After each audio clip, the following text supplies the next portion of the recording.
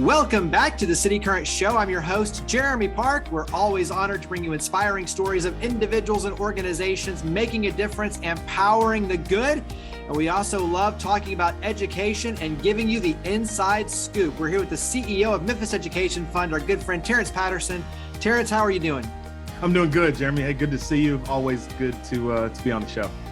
Well, you have a deep knowledge of what's going on here in the education landscape. And so we'll talk about all of that and what it means, obviously, for our community and our students. But let's start with a little bit of background. So when you talk about Memphis Education Fund, give us some starters there for context. Yeah, a great question. So the Memphis Education Fund is an advocacy organization and an investment organization, right? We are the Memphis Education Fund. We get resources from national philanthropy, local philanthropy, and it is our objective to build a strong advocacy coalition so we can improve K-12 public education policies for the children in Memphis and Shelby County. So in addition to setting up that policy improvement platform, we also make innovative investments. We believe that there are some ways that we can improve our public education system, whether that be through supporting autonomous schools, thinking about alternative talent solutions, and even thinking about ways we can deliver curriculum or any other cool sort of direct to classroom concepts to our education landscape. So we view ourselves as a thought partner, an investor, but then also a real policy advocate organization. I know one of the organizations is New Leaders, and it's an organization that goes in and trains principals and teachers and really cohorts to become transformational leaders for schools. Give us another idea, or you can even kind of elaborate on that one. But when you talk about the innovation side, go ahead and raise the flag for some of the organizations that you're working with that are on that innovation side. Yeah, no, two great ones. And I do want to talk a minute about the New Leaders partnership that we have. They've got an amazing partnership with historically Black colleges in Atlanta, with Morehouse in particular, and thinking about how we can pull high potential leaders out of the Memphis market, give them a leadership development training so that they can take that from obviously a world-class institution like Morehouse, and then come back into the Memphis market to continue to improve not only their instructional practices, but also their leadership practices. So that's just a really cool one, right? It's designed for diverse leaders, right? For in a community like ours, where we have a large population of African-American students and a large population of African-American teachers, but how can we support them and really talk about contextual things in the context of leadership and instructional improvement? I think another really cool concept that we're supporting is working with the New Memphis Institute and thinking about how can we create these smaller pods in schools so that teachers can be more connected with the community around them. Oftentimes, we know that teachers go out to lunch, they have dinner together, they sort of stay in their education circle. But what we've decided to do is support almost like a community of practice so that great younger rising teachers can interact with other professionals in other fields, in the healthcare field, in technology, thinking about other platforms across the community so that they're not just in a silo on their own, but they're learning from other like-minded professionals about what they're doing, but then also how maybe some of those learnings can help them in their practice. So those are two really cool ones that we're doing on the talent side of things. And one of the neat ones we're thinking about is how can we support our autonomous schools? For Memphis, that's charter schools. We know that on average, our students are underperforming the state in reading and math. Same thing at a national level. But what might it look like for us to provide micro grants to charter schools so that they can develop new concepts in the hopes that they can accelerate student achievement, perhaps in a way with a smaller class size, with a more flexible learning day, so that they can perhaps infuse some really great ideas that other charter schools or other district schools may be able to use in the future. So that's something we've got kind of down the road. Yeah, and I think it's important, especially for listeners, to understand we talk about innovation in the business world all the time. And the fact that you constantly have to try new things and not be afraid to fail, but put money into research and development and trying new things. And it's the same thing in education. If we're going to expect different outcomes, we've got to be willing to invest and try different things.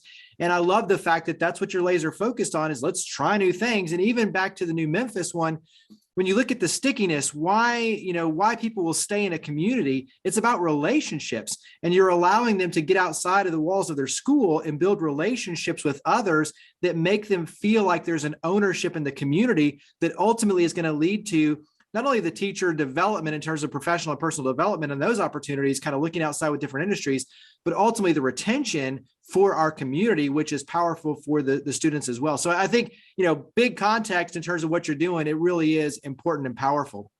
Yeah. Let's dive into the stuff that you really wanted to talk about, which is one, the changing formula. When you talk about BEP, Basic Education Program, and so talk about the changing student formula and what that means for our community. So the biggest thing with the BEP or the funding formula is that it is a complex calculation at the moment that factors in over 40 different weights or factors to determine the number of resources that get to students all across the state. So it starts at the state level. And when you look at our funding formula and what it means relative to other states across the country, Tennessee is funding students on a per pupil basis, really in the bottom quarter out of 50 states. And so there are two things that are at issue. The first thing that's at issue is we got to have a simplified formula. I couldn't tell you, Jeremy, how to calculate the funding that goes to students in public ed in Memphis, let alone the state. And you're a Harvard grad, so if you can't figure it out, we're in trouble. And you have a lot of everything else. So it's like, right? If you can't figure it out, we're in trouble. That's a fair point. And so, right. So we want a better sense of transparency. We want parents, we want teachers, we want folks to be able to explain, what does it mean? And how do I know how my student is getting educated and what resources are available? So that's number one. We have to think about how to simplify the formula. The second thing, though, is we have to invest more in our children. And so in the governor's recent state of state, he did note that he is going to, or he hopes to allocate $1 billion in additional funding to that particular formula. So I think it's simplifying the formula, but then it's also increasing the investment in our students. And so what this means is that there's been an exhaustive community engagement process, of which I was fortunate to be on the urban education subcommittee for the improved or enhanced funding formula. And we just had a lot of conversations about what was important in an urban district. How do you factor in poverty? How do you think about special needs? What are those factors and weights that need to go into the formula on top of a base? And the concept now is there will be a base formula, let's just say for an approximation about $6,000 per student. And then on top of that base, there will be a series of factors based on the student's need. If that student is living in poverty, if he or she is in it from an economically disadvantaged part of the state, depending on if that student has special needs, and also depending on the resources that may be available in a particular community. So you factor all of those things in, not over 40 items, but a modified list, and then you determine what that formula looks like, and then you're going to overlay additional resources. So it's our hope, Jeremy, that with this modification that is currently in discussion in the General Assembly, that we will provide more resources to students in Memphis and Shelby County. That's sort of the ultimate goal and objective. And at the moment, we're optimistic about it. And it should move Tennessee from the bottom quartile, hopefully up closer to that top quartile in terms of how we're investing in our students. Yeah, I mean, this is our future. I mean, these are our future leaders, our workers, our talent. And so, I mean, obviously our children. So it's like, we've got to pour into them, because ultimately that's what's going to propel and accelerate our community. How does that relate to the ESSER dollars at the federal level that are coming in? And obviously that a big piece of that is in response to COVID and the relief efforts, but how does that play into all this equation? Yeah. So, and I hope what folks are appreciating is we are going to get an influx of significant resources to our community.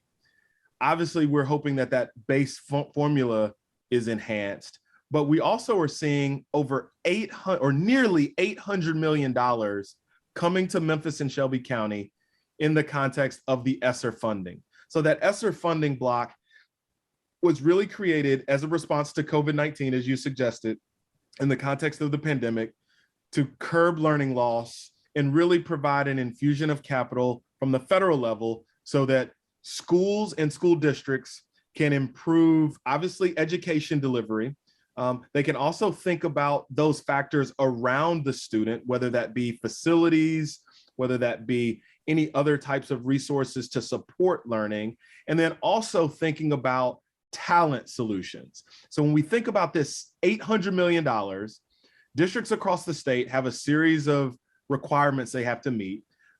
Shelby County Schools is working through with the state and with the federal government to meet all of those requirements.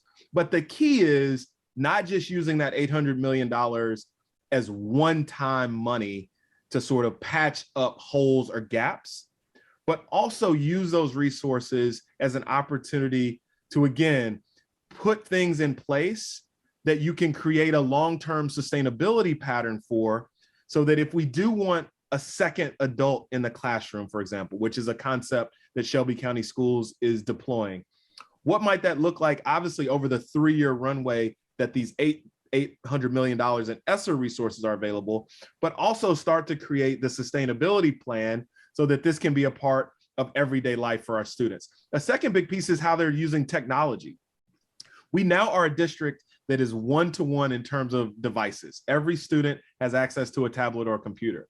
But now we have to think about, and the ESSER resources are a great opportunity to think about how we can deliver a curriculum that is robust and it is supporting the needs of students, but also we're supporting teachers so that they are optimizing and maximizing the use of the technology. So those are a couple examples, Jeremy, but the key for the community is that we want to make sure that we're partnering with the district. 800 million is a lot of money.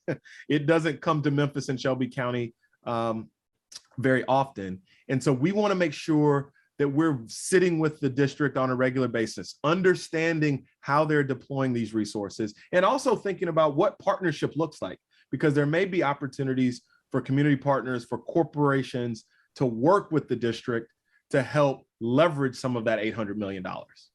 Yeah, and I think it's really important perspective, like you said, to take a long-term strategic approach, because while it does sound like a lot of money, when you look at being underfunded for generations, really, and having all of these extreme gaps, we have a lot of ground to cover. And so when you look at the 800 million, it can be gone in a blink of an eye if you're not looking at it as a long-term strategic solution and inviting other, like you said, stakeholders in the community to rally alongside, play a role in making sure that we're all elevating and going the right direction, so that it becomes a true long-term catalyst, not just a short-term Band-Aid. I just want to say, we've established a really great community coalition, Opportunity 901.